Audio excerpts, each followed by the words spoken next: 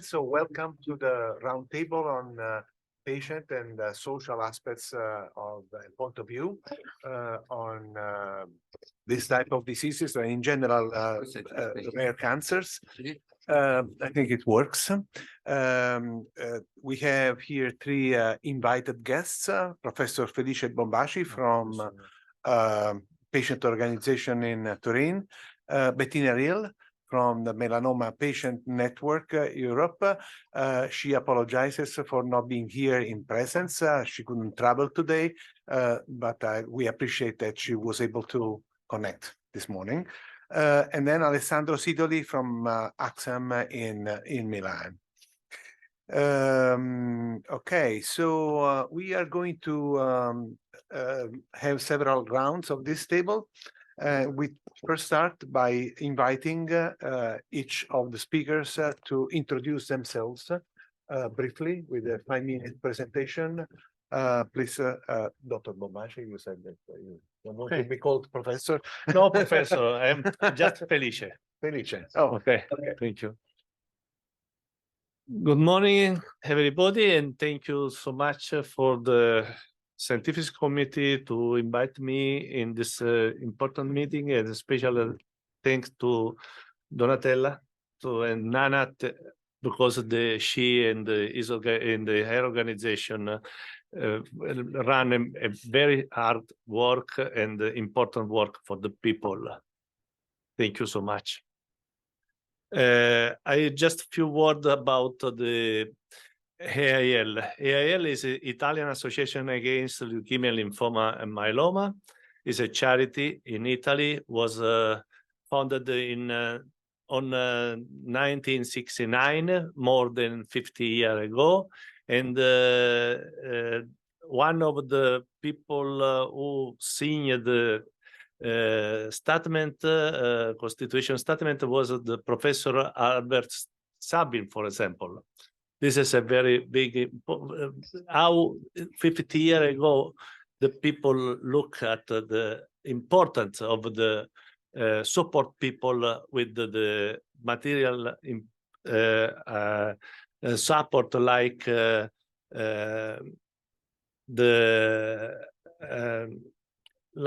home care, like transportation patient to the hematologic center.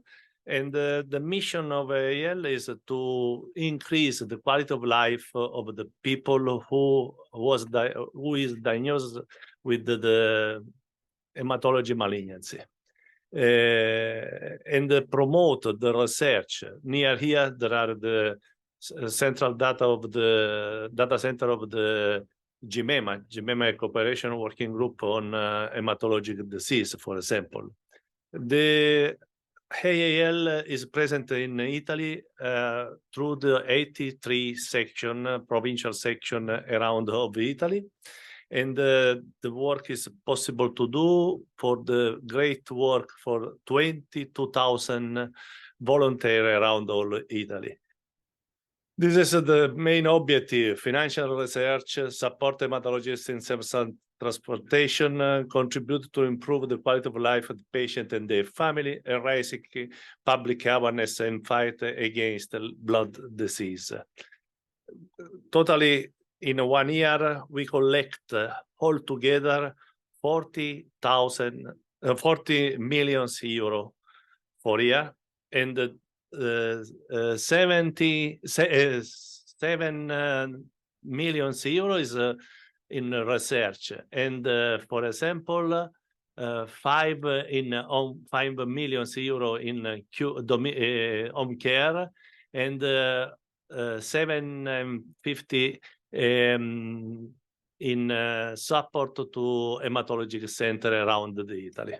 Just to give some number, in 50 years, AIL invest 130 million euro in research and support 5,000 patients, and 1,000 patients and family are guests in the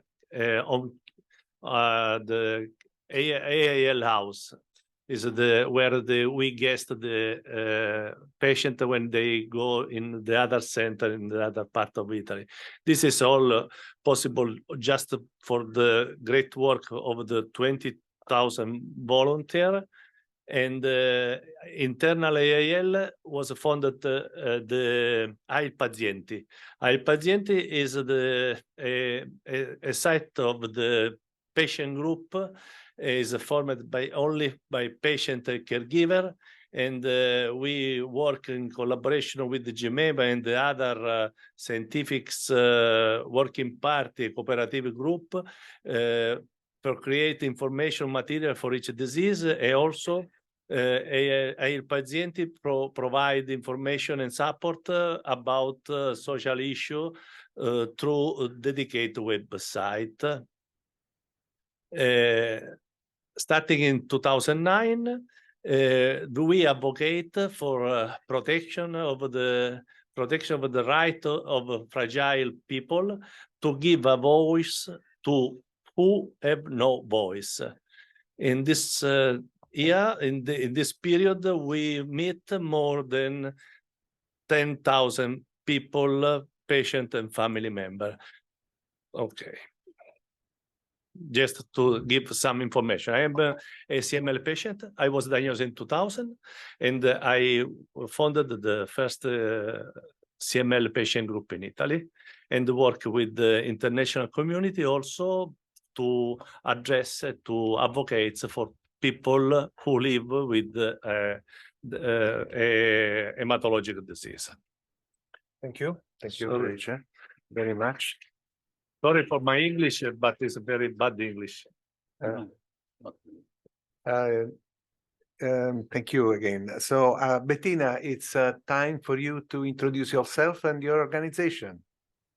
Thank you so much. I am really, really sorry I can't be with you there today. It would have been nice to catch up, and I hope the connection just broke down, so I hope it will be okay for the next 5 minutes. So my name is Bettina Ryll, and I am actually in melanoma, not in myeloma, as one might think from the topic of the conference. And I ended up in there for personal reasons. So I lost my husband to melanoma in 2012, and I started a European patient network after that, because we didn't have any organizations. And I think it is a bit typical from what Felice just said, that as soon as there are therapies available, that often leads to organization of patient groups. And for those of you who have kind of followed, there was nothing in melanoma. We only had chemotherapy, and that never worked really, really well. So it is only that has changed dramatically since the advent of the checkpoint inhibitors. So survival in our condition went from like 5% at 5 years to over 50%, and so we have witnessed that change in our patient community. And so by background, I'm a physician. I've studied medicine in Germany and in France, and have a PhD in biomedical sciences from the University College London, and then moved to Sweden for a postdoc, and have been working as researcher here for a couple of years before then going into advocacy.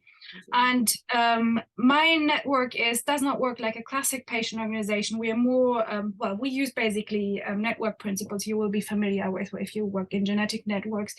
And my initial motivation was to get scientific information, medical information accurately across language borders, because only like about a quarter of European adults are even able to read an English newspaper, let alone medical news. And at a time when it was so important to find the right trials, access the right trials, and then new medicines, that made the difference whether you had a chance to live or not. And that struck me as deeply unfair. So that was my personal motivation to get into that. And then, maybe not surprising because of my background, our network has always been very, very involved in research, in clinical trial design. And we have been following our therapies through like the trial design, the regulatory approval, health technology assessment, utilization, and we're now going back into research to address therapy resistance. So we now see we're actually quite now at a point where we see the first long-term survivors who were treated with checkpoint inhibitors like around 2010, 2011, and who obviously we are grateful for them to have survived in a condition where that was still just thought impossible. But of course now we see long-term toxicity, and of course the checkpoint inhibitors being very different from alkylating chemotherapies, but still of course there is always the worry that you survive one cancer to then be caught by something else, and that is just like one of the reasons why I'm delighted to be here.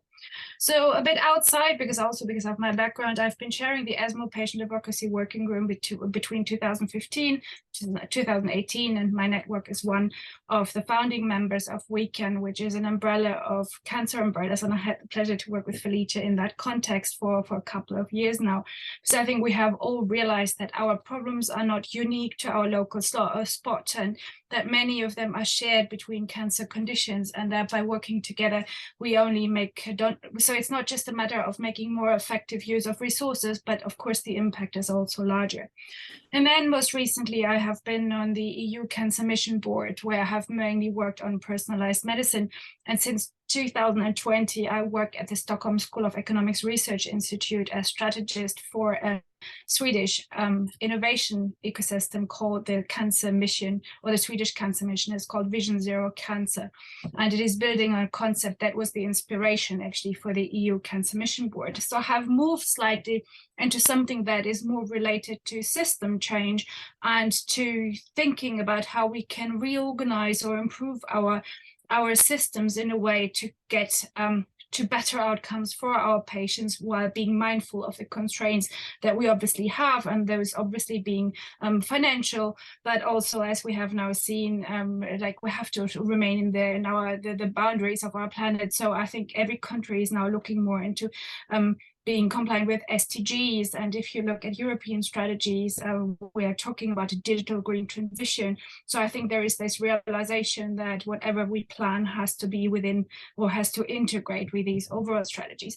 So I have moved a little bit, but well, obviously I'm still running my own patient network, but just like to give you a little bit of like an impression what people in our field of work are doing, from direct patient support. So we have still people reaching out to us, and I do a lot of the education. We organize workshops or conferences at European level to rather strategic work, and that both now at national level and at European level. And I think the interesting bit, or the important bit for me there, is that because healthcare systems in Europe are so diverse and even often regionally specific, the integration is that what makes it so terribly complicated to really affect change at the pace that we, especially as patients, would like to see. And I think I stop there. But just like, I hope you have a little bit of an idea what I'm working on. Okay, thanks a lot. Very, very exciting. And next to Alessandro Sidoli, please introduce yourself. Okay, thank you very much. Thank you for being here all together. And special thanks to Beppe and Donatella for all their efforts in the last many years. My background is a bit different, so I am feeling myself like a fish out of the water a bit. So because I essentially started with the idea of becoming an ethologist, and then I graduated in biological science in the University of Pavia, and then you never know in the life I did many other things. So essentially, I've been a researcher in Oxford for 3 years when I met Beppe. It was very interesting at that time.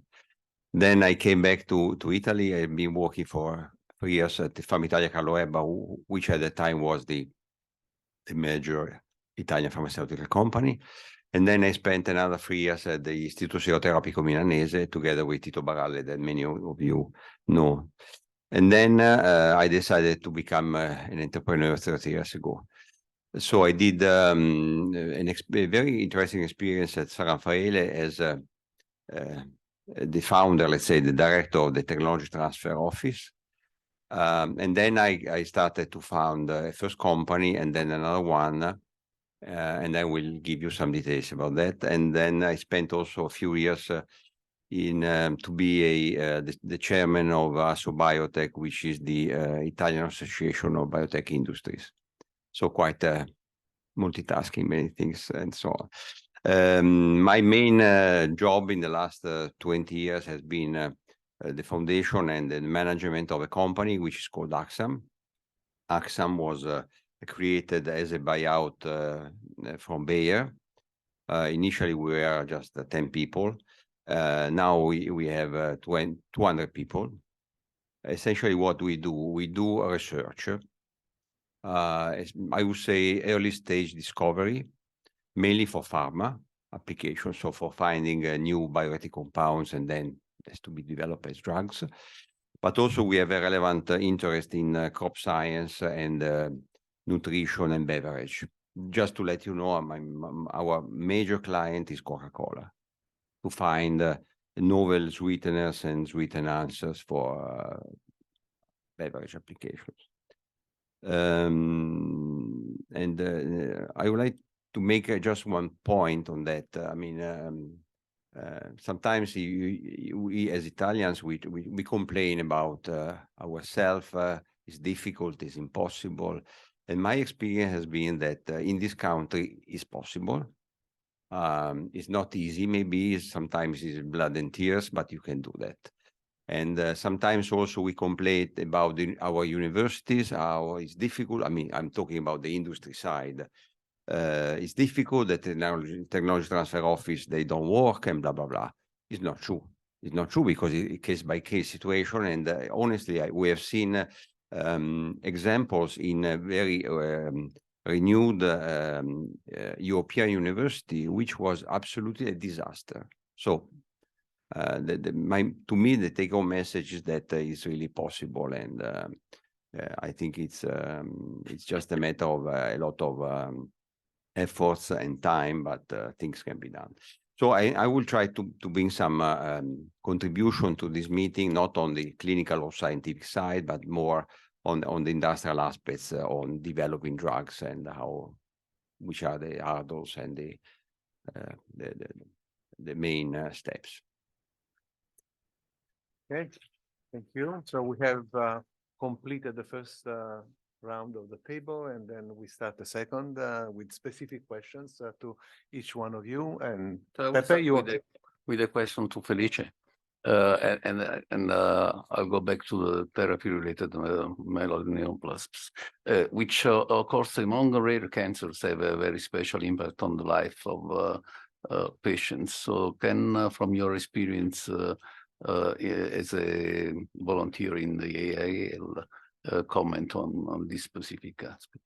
Thank you for this question, because it's put in evidence a very big issue for people, because you have overcome the diagnosis of a cancer. Slowly, you have returned to a new normal life.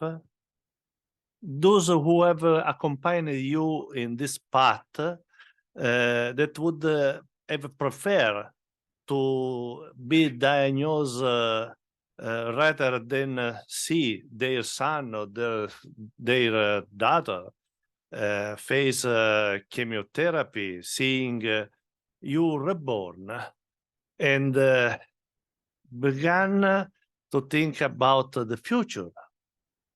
And with maintain the burden of the terror and the anxiety in the background. And it is unimaginable how devastating it can be when you receive a new diagnosis of the new secondary tumor. When you come back to return to the future, stop again. This is very terrible for people. And I have experience when I meet people with secondary disease. It is not simple to talk with them. Why to me? Why to my son?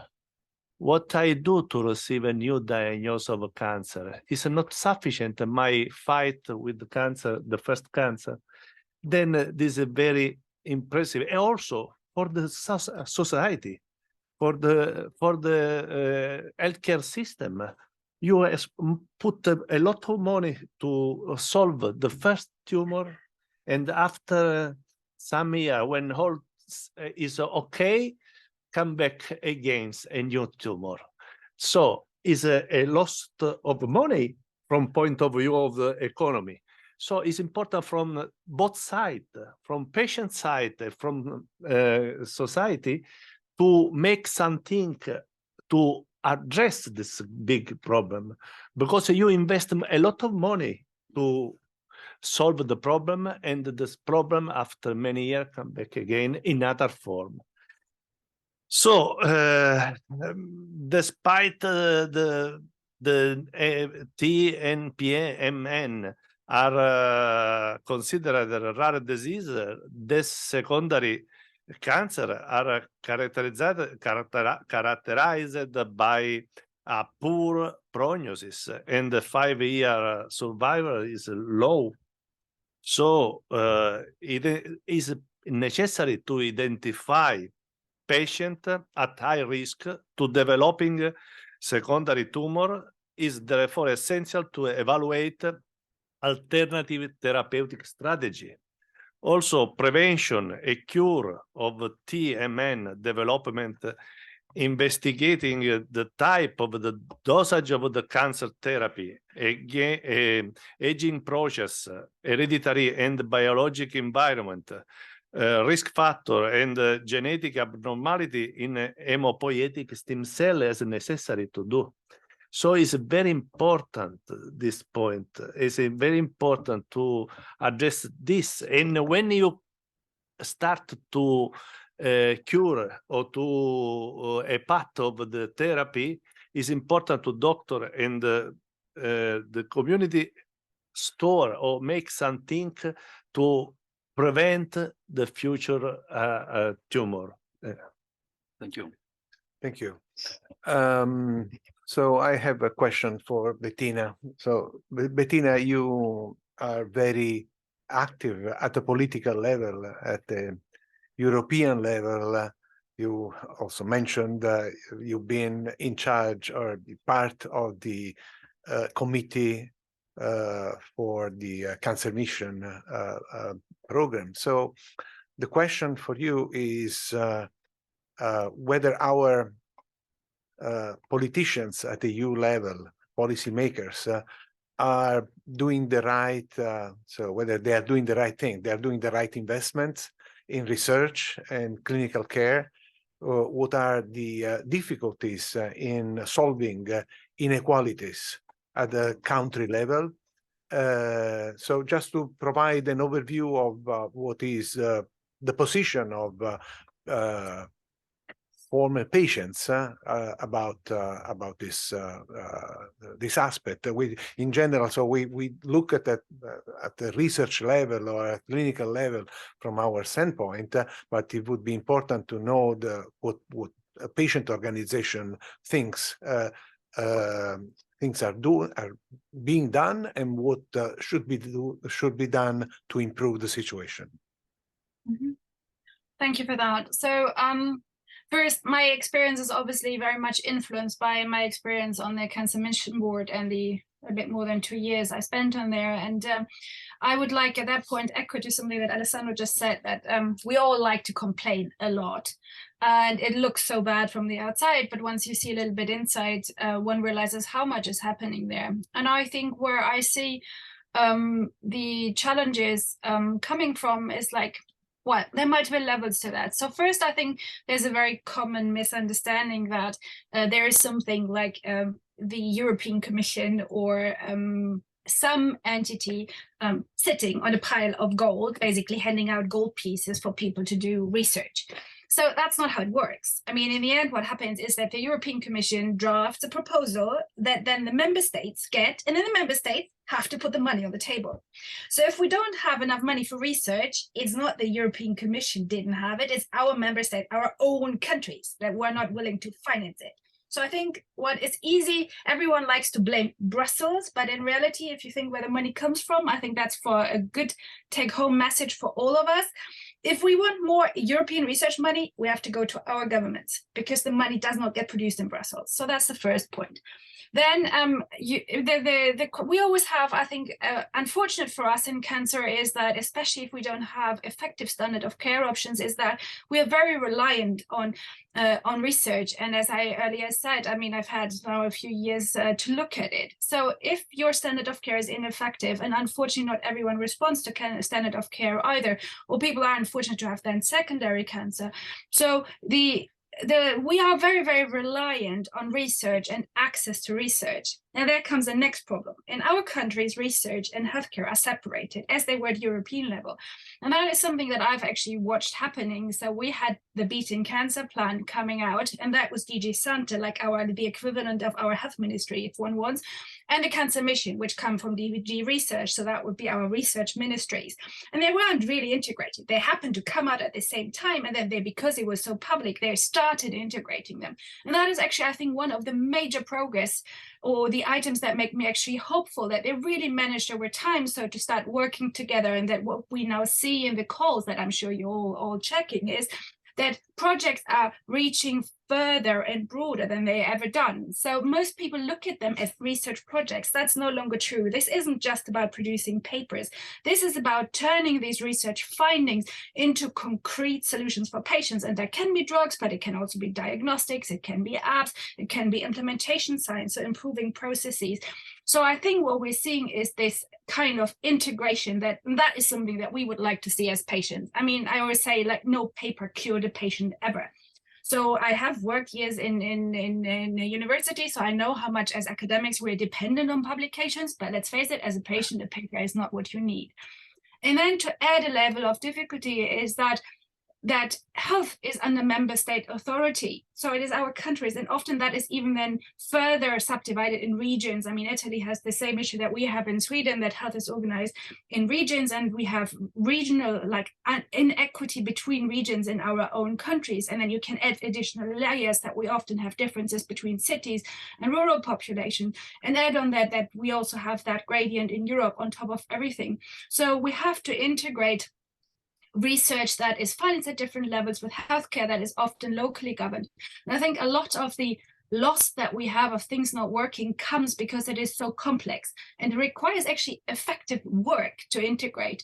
And that's why I'm so kind of so that's why I very much appreciate and value the experience now. So working for the Swedish innovation ecosystem, which is actually focusing on how do we improve these processes. So that is what I'm interested in. And I think that is what that's making the difference for patients, is we need to get whatever we do, we have to get it to the patient. Unless it reaches to the patient, we might have just never done it in the first place. And I think it requires a certain type of, well, I don't know whether you want to call it implementation science, or like a holistic view, how we start with a problem and how do we solve it in a patient. And then unless we get that sorted, we will never really truly move the needle in this field. But I'm also, like, overall, I would say I'm rather hopeful, because the movement has started. It's a lot of work, it's not easy, but I do think that despite everything, and you wouldn't believe it, right? After COVID and now the war, I do believe that the atmosphere and the approach is more constructive than it was when I started on the EU mission board. And I think I would like to stop it with there, but I think that is kind of the where the needle will move, and in particular for rare cancers, where we know we have to collaborate across, like, not just within a country, but across borders. And that's particularly important for small countries. So I live now in Sweden, so 10 million. So you have to collaborate internationally. I do believe that we're learning from it, and we are making progress.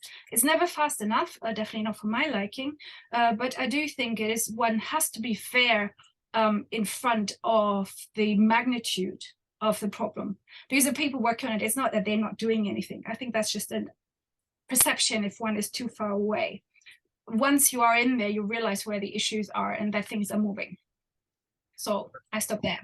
Thanks, Bettina, for providing an optimistic and propositive view. So my question is now for Alessandro. So I think that from your experience, not only as a founder and CEO of AXXAM, but also as president of the Italian Association of Biotech Industries, you have a broad vision of what both the pharmaceutical and the diagnostic industry attitude is towards rare diseases in general, and of course we are talking about rare diseases in this meeting. So I would like to know from you. I have a few slides. Okay, here we are. So I will try to condensate a bit the presentation because it could be very long. So the basic question is there an interest? The answer is yes. It's very much, and it's growing. These are just the key facts. I mean, 30 million of Americans are suffering from rare disease. There are around 8,000 estimated numbers of rare diseases worldwide. There are more than 600 medicine approved in US. US is just an example, but of course the same numbers can be drawn from Europe and the rest of the world. And less than 10% of rare diseases have an approved treatment. So definitely there is a medical need. It's very tough. It's very relevant. It's not anymore a niche. It's not anymore a niche because, I mean, we have a lot of advantages. There are incentives like the ones are listed here, the fast track registration, the regulatory protection. So it has been really a bit easier to go for an orphan drug more than a traditional one, let's say. There are some also incentives in terms of R&D in order to promote research for orphan drugs. We see here that the market is growing twice as much as the non-orphan market. And in a few years, the total consolidated sales for the orphan drugs will account for around 20% of all the drug sales, which is quite an impressive number. And we are creating a lot of value on that. The pipeline is very heterogeneous, and as you can see, although we know that more than 80% of rare diseases are on genetic basis, in terms of therapeutic fields, you see all the relevant ones are counting projects and drugs for curing those diseases. In terms of total value, we expect, I mean, you see here, there is a growing trend, and last year was around 16%, and is expected to grow almost double in 2 years, and representing total sales in 4 years of over than 58 billion. So it's really a large market. And of course, this is triggering a lot of interest from pharma, biotech companies, venture capital to invest, and so on. Of course, these are numbers. We know that there are also some biological advantages, because when you study a mechanism for a potential druggable target, then you can think about drug positioning for the same drug for other application. And this is what has been done many times in the last decade, where a drug was approved for a certain rare disease, and then the field of application has been expanded with several advantages. So this is, of course, a very relevant consideration. But also, although it looks like that the interest is growing and has been growing in the last decades, I would like to remember then there was a Lancet paper in 1937 stating that in order to find a cure for a non-rare disease, you should start first on the rare disease side, because of course it's it's teaching you a lot of things that under the biology, and then you can apply this knowledge for finding, searching drugs for larger applications, let's say. Thank you. Okay, thank you very much, Alessandro. Okay, so we have finished the second round, and we start the third round, last round of questions. The first one is for Felice Bombaci. So in your first answer, you showed us what is the importance of a charity like AIL, which is raising money and investing, reinvesting this money for clinical care and for research. In the second answer, you outlined, highlighted what is the real devastating aspect of being diagnosed a second cancer, or either a relapse of cancer after several years. So do you think AIL is going to invest more in basically monitoring patients with having had the first diagnosis in order really to address a very strong unmet medical need of the type that has been discussed these days here, secondary cancers, therapy-related cancers, and so on and so forth. What should AIL do more than what it has been doing so far? Oh, AIL is involved in support what the physician proposed for developing, because AIL is a volunteer, is a charity, but put the money we collect at the disposal for scientific community, and we work on this. When during the discussion, I mean, it's important to point attention to TMN are a rare disease, but it's a special rare disease because it's a secondary, it's born by treatment.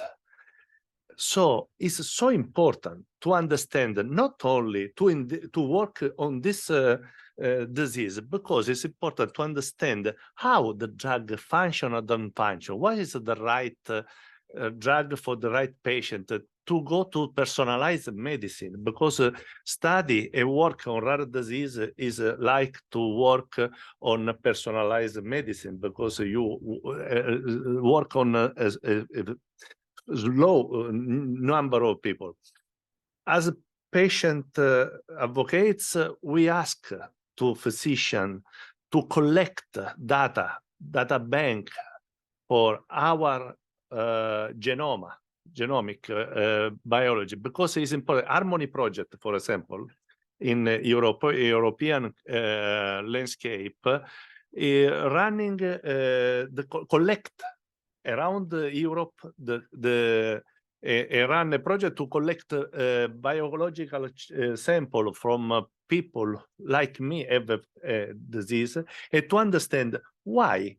For example, I am out of the treatment from many years to now, from 2014, and other people with the same condition, with the same path of cure, not achieve the same results. So as a patient advocate, we ask to physician, to clinician, to scientific people, please give us the possibility to use our sample, biological sample, to run your disease. There are two problems in Italy. First one is the privacy of the use of the sample for patient. Is not simple to give to scientific community the sample of the patient story in the past, to analyze now my sample, to understand why it's different.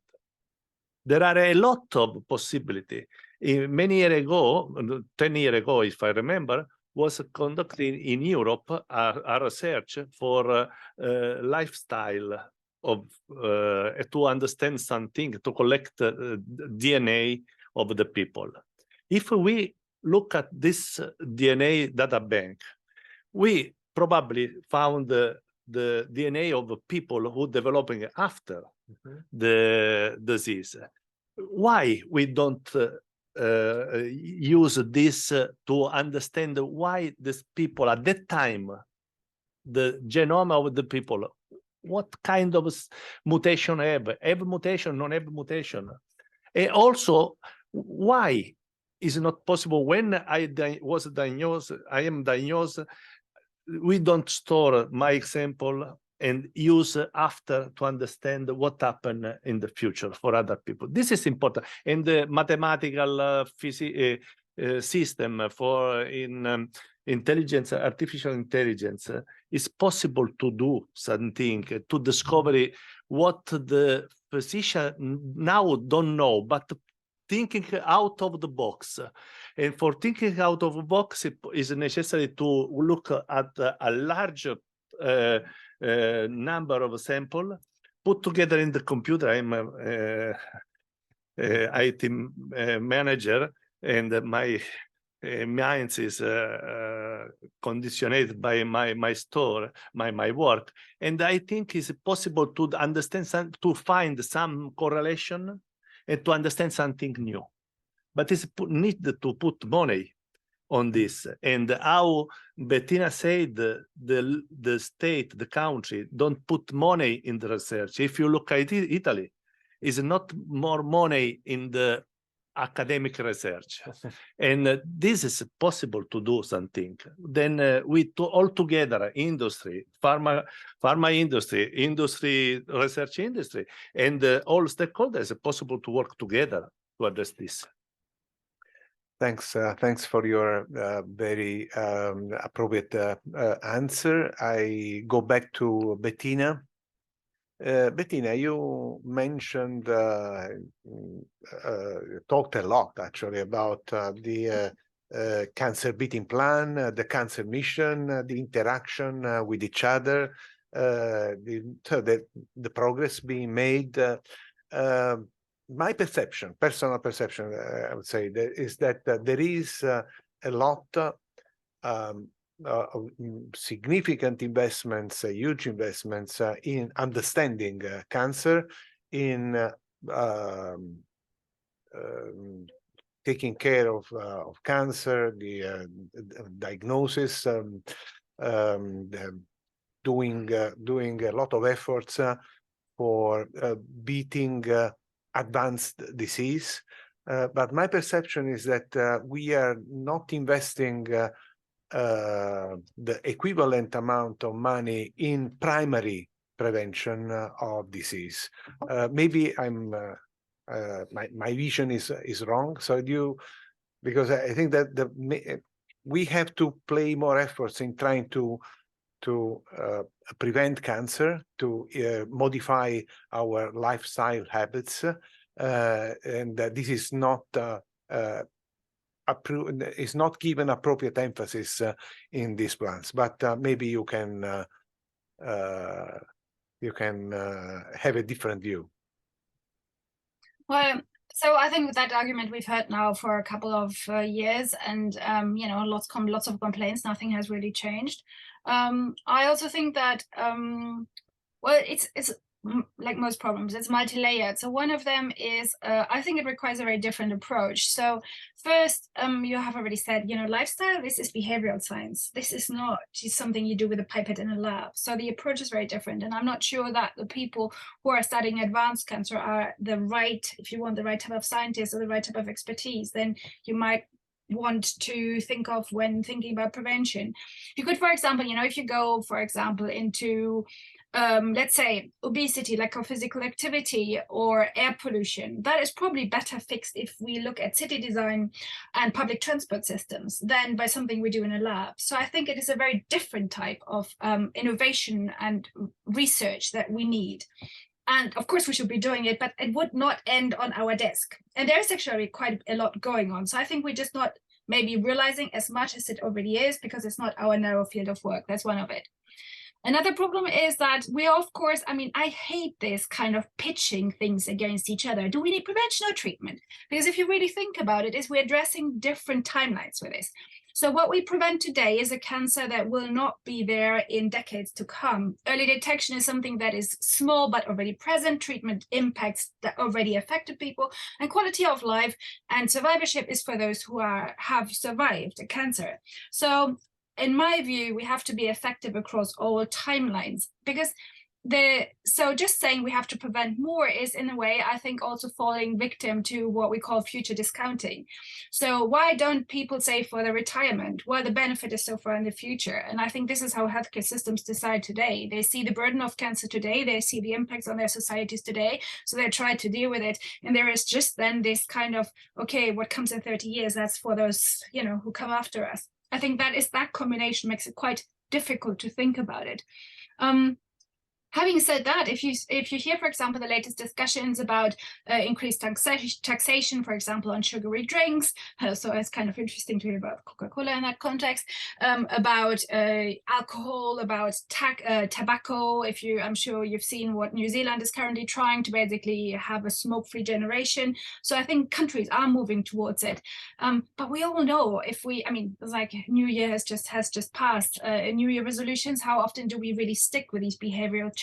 So I think it's like something that is, it sounds so easy, people just have to do this, but in reality it's something that's really, really hard to achieve. And then the last aspect in there that I think that we often, what I personally find or struggle with, is that we often push this into a personal responsibility, while in reality I think many of these things have to be solved at societal level. So for example, the way the city is built determines whether the easiest way. So if you've ever been to Utrecht in the Netherlands, I mean, you'd be crazy to try to take a car in their place, because you can walk everywhere, you can take a bike, everything is connected. It's the easiest way to get around. That's very different to many other cities that have been built differently. So that is nothing you can or easily determine as an individual. So if you that favors certain socioeconomic groups, so if you don't have the income, you might not be able to live in a place like that. And the same is when it comes to food. It's easy to say eat more fruit and vegetables. I'm in Sweden, and I'm not as lucky as you are when it comes to fruit and vegetables. I can tell you that is very, very expensive here. So we would punish people who simply cannot afford it. So I think it is like, because it is long away, it is difficult because it affects behavior, it is tightly linked with socioeconomic disparities, and it is a very different type of science that I think make it like such a difficult area to think about, which is obviously no excuse not to do it.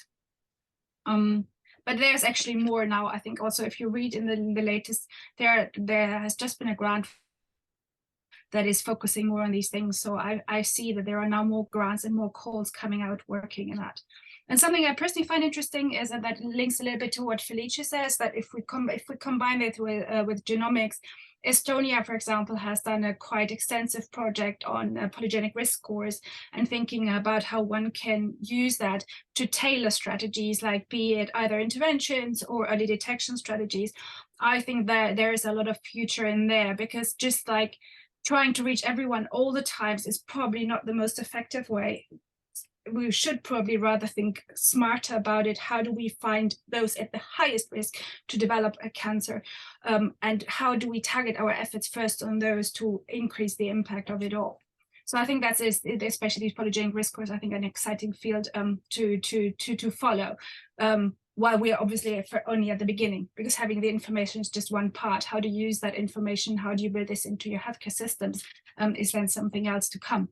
But I think that's where I see that the future goes. Thanks, Bettina, for highlighting this last aspect, which I like a lot. Polygenic risk scores and genomic susceptibility to cancer is going to be very important. And I think that the countries that invest a lot in this are going to benefit. And not only to benefit for themselves, but also to spread knowledge to other countries.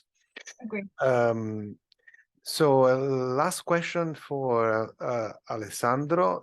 Alessandro, you highlighted the importance for pharmaceutical companies of research in rare diseases, rare cancers. So what do you think are going to be further opportunities for collaboration between industry and patients organizations and academic research and so on and so forth to try to really establish more and more consortia and interactions for the benefit basically of all our patients. Yeah, well, the basic assumption is that finding new drugs is probably the most difficult, or one of the most difficult jobs for human beings. That's clear. And it's very peculiar because if you make a car, even if this is a Fiat, it goes. If you look for a drug, I mean, of course, the failure rate is very high, the costs are increasing, there are a number of troubleshooting. So, and this is why everyone has been struggling about which is the most clever way to find drugs. I mean, decades ago, the model was the so-called closed innovation. So big pharma companies, big campus with 1,000 people, not talking outside, just closed. And then the concept was just moving from closed to open innovation. So we just have to fertilize, to interact, and blah, blah, blah. But if you have a look to the number of drugs launched, I mean, it was not such a productive and increased goal.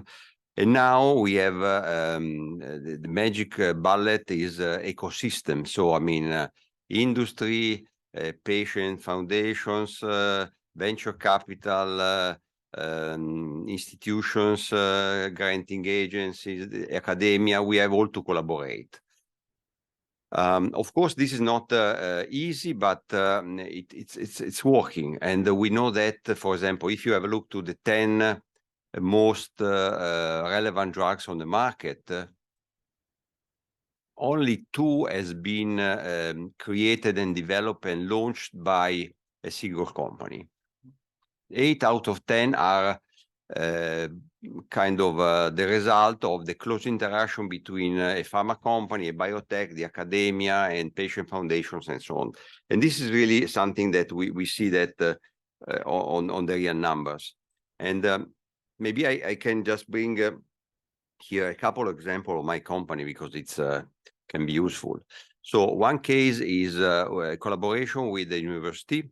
They had an interesting new target for Alzheimer. I mean, potentially speaking, of course. We made an agreement with them. So essentially, we collaborated. On the basis of this collaboration, we created some lead compounds and drug candidates. In order to do that, of course, this was pretty expensive as an effort. So we made a proposal to the Alzheimer Drug Discovery Foundation, which is an American foundation supporting research for Alzheimer. They gave us, may I say the numbers, $1 million. We put another $3 million. At the end of the story, we got a lead candidate. Then, of course, we needed more money to move forward. And so in this case, what we did was to find a collaboration with another biotech company, which was fully funded by Novo Nordisk fund, which is one of the largest worldwide VC. They put 60 million in the company. We transferred the assets, so meaning assets, results, IP, and all what we had related to the project. And now they are moving to phase 1, which should be entered next year. So this is a very nice example of how this can work. We have a second one, which was a Parkinson target developed by a German university. And we more or less, we follow the same way without any external support. But in this case, there was a venture capital already interested in putting money early stage. So essentially, we made a 50-50 investment. We invested starting from this, just the name of the target, a couple of millions. And then we created IP and a good asset. Then has been last year transferred to a newly created company, 50-50 between us and and this venture capital, and then we are raising money in order to provide this company, which is essentially only focused on that. It's hopefully it will work, otherwise it will be a failure, of course, but this is an example that collaboration between academia, patient foundations, granting agencies. Of course, granting is important. I mean, we are complaining about Italy, but the tax credit that exists in Italy since many years, plus the patent box, is really a very relevant instrument, because for each euro you get in terms of credit, the industry put at least 3-4 more, and this is really leveraging a lot our competitive advantage in order to invest and to try to bring new products on the market. That's very important. Thank you. Very good. So actually, we are almost at the end of the hour. We have some time for questions from the ground. Yes. Sure.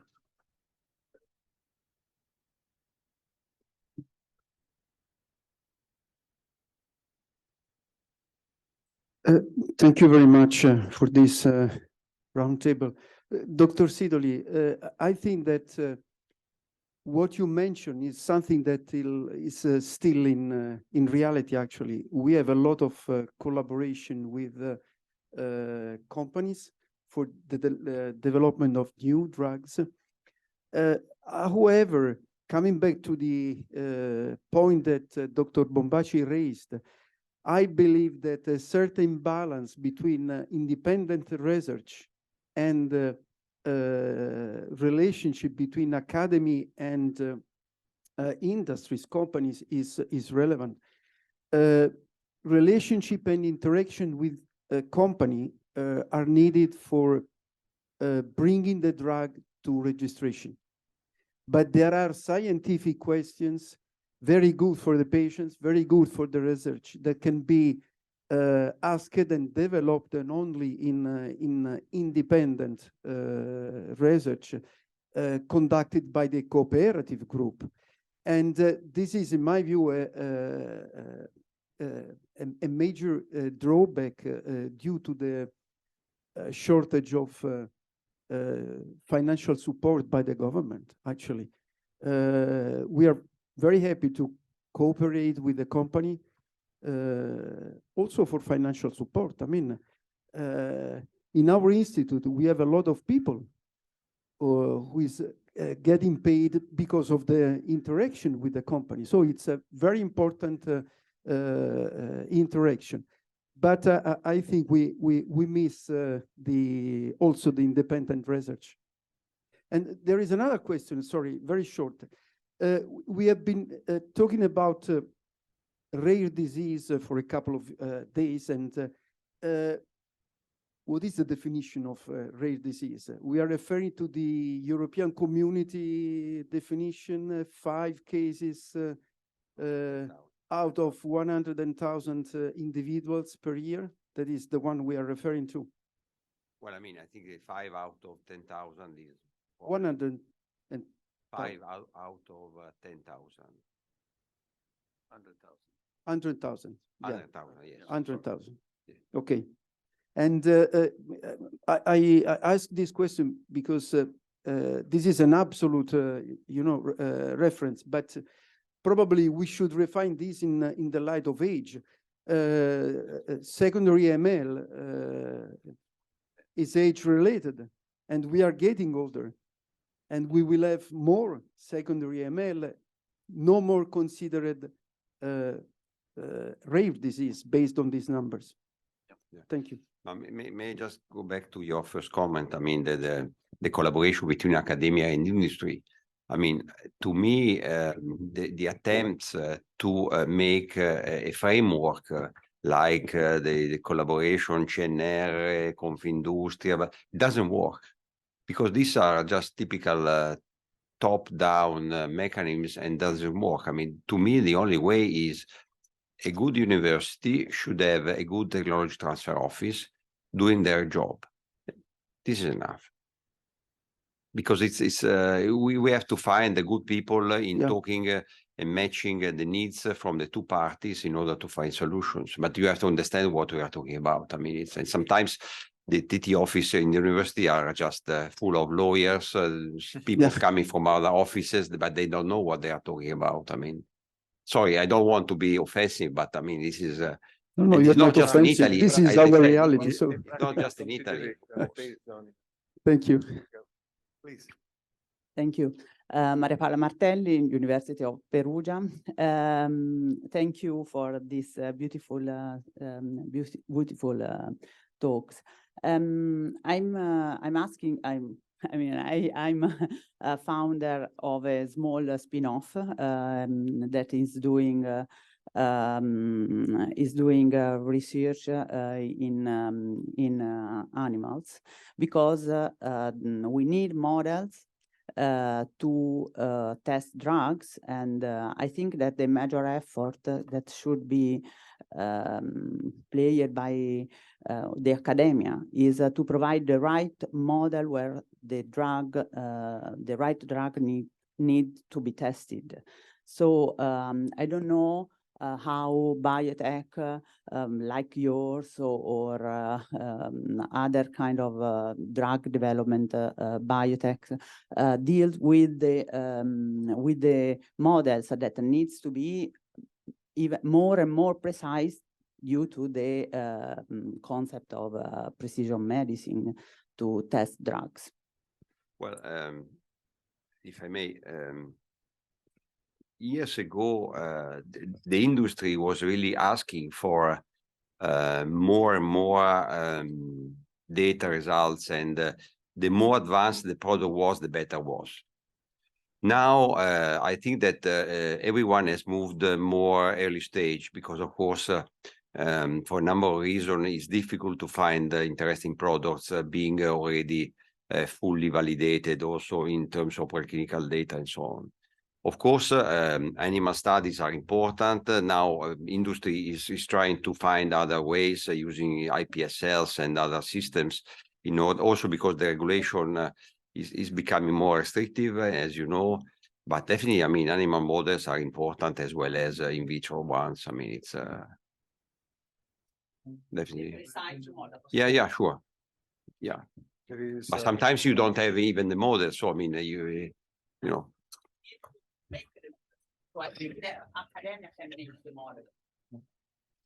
I would like to just restart with the question of the Professor Venditti, because it's not research only for research a new drug. The research is not only new drug. So it's important academic research, because the industry don't research no drug, no research for why this problem happen when you receive the drug. The follow-up is not interested by the industry, because the industry would like to developing a new drug. But most of the important research, in my opinion, is outside to research a new drug, but to research why function and don't function, why the root causes. And this is not simple to do. Yes.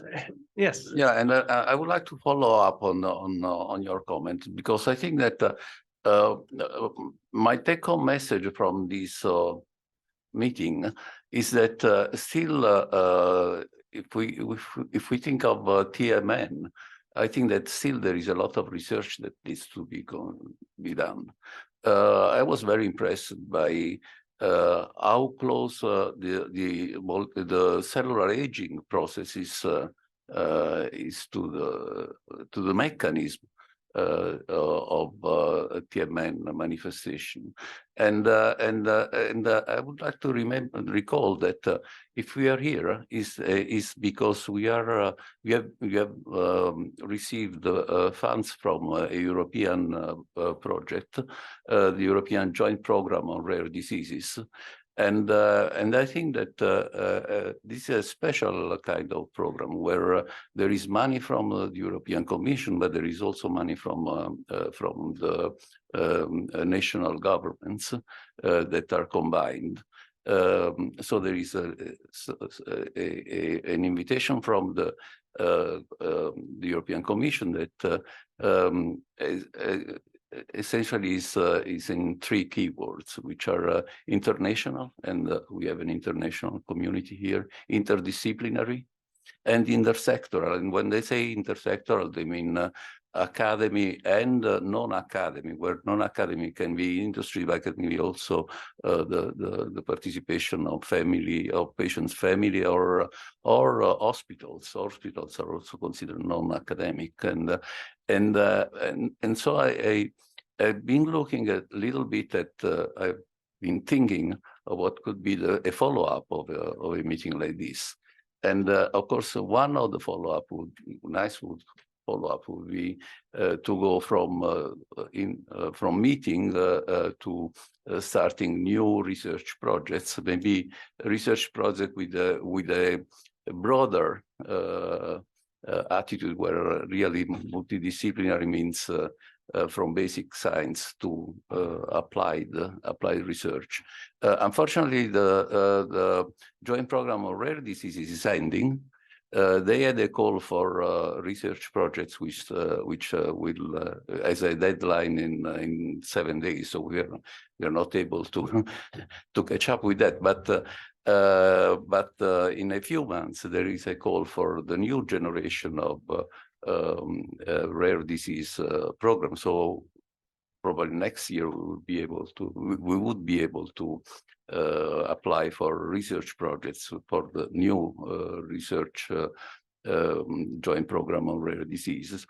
But we also have other opportunities. For instance, in September there is a deadline for postdoctoral fellowships, which means that there is a possibility of applying for moving people and interacting on a research project. Or I think it's in October, it's the new deadline for the cost actions, which is a program for networking.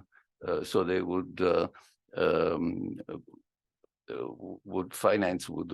fund programs where for 4 years there is an exchange of knowledge between, and in those actions, interdisciplinary is really, and intersectoriality is really a major quality for assessing the program. So I think that from the roundtable, but from the meeting in general, I think that this gathering of different, very impressive, different aspects of studies on TMN can continue with perhaps applying for new program, new goals. Very good. Final comment from Bettina? You have something to say at the end? I think one has to pay a little bit of attention to, like, well, we call it medical research, and then people would like to have kind of the freedom of total exploration. So what we call like blue sky research, bottom up research, but then at the same time, of course, have medical budgets. I think what we often miss, and that's something that concerns me in my current function, is that the transition is often not properly managed.